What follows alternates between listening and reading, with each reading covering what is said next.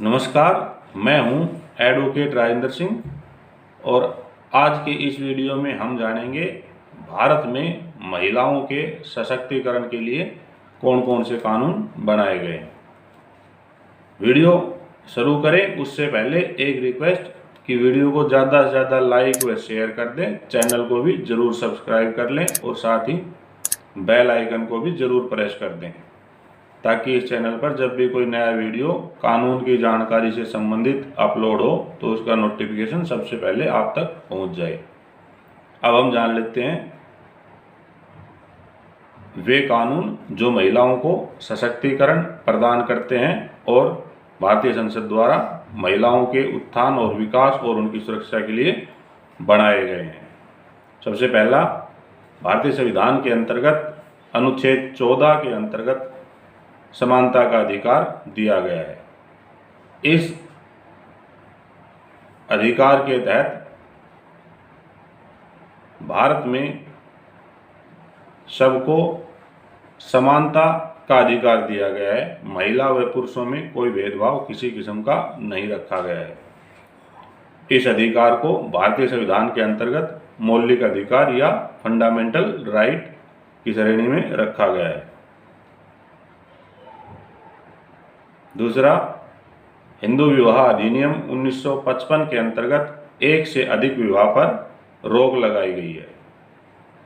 इस विवाह अधिनियम के लागू हो जाने के बाद हिंदू धर्म के अनुयायी एक से अधिक विवाह नहीं कर सकते और इस प्रकार से बहुविवाह प्रथा पर रोक लग गई है और महिलाओं का इस कानून को लागू होने पर उनका मान सम्मान बढ़ा है। तीसरा, भारतीय दंड प्रक्रिया संहिता 1973 की धारा 125 के अंतर्गत पत्नी या महिला को भरण पोषण का अधिकार। भारतीय दंड प्रक्रिया संहिता 1973 की धारा 125 के अंतर्गत पत्नी यदि उसकी स्वयं की आय नहीं है और वह अपना भरण पोषण करने के लिए सक्षम नहीं है तो वह अपने पति से अपने भरण पोषण के लिए मांग कर सकती है। चौथा, हिंदू उत्तराधिकार अधिनियम 2005 में यह प्रावधान किया गया है कि लड़कियों को अब पिता की संपत्ति में पुरुषों की तरह ही समान अधिकार प्राप्त होंगे। इस अधिनियम के अंतर्गत अब महिला अपने ससुराल के साथ साथ अपने माता पिता की संपत्ति पर भी अपना हिस्सा या अधिकार प्राप्त कर सकती है। पांचवा, बाल विवाह निषेध अधिनियम 2005 के अंतर्गत 18 साल से कम उम्र की लड़कियों के विवाह पर रोक लगाई गई है। छठा, कार्यस्थल पर महिला का यौन शोषण निवारण निषेध और प्रतिशोध अधिनियम 2013 लागू किया गया है।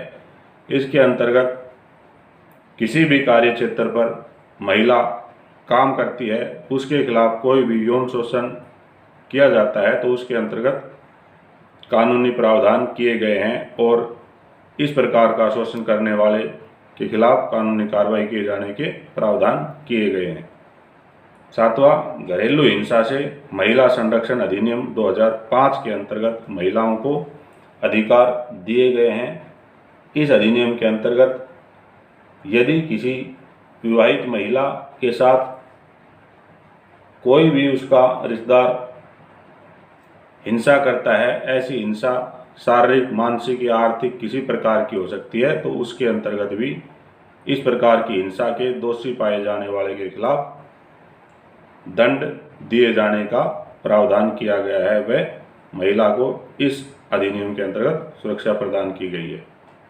इसके साथ ही आठवां, भारतीय दंड संहिता 1860 के अंतर्गत धारा 354, 354A, 354B, 354C, 354D, 498A व 509 के अंतर्गत महिलाओं के प्रति अपराध की रोकथाम की व्यवस्था भी की गई है और इन कानूनों के तहत कठोर से कठोर सजा दिए जाने का प्रावधान किया गया है।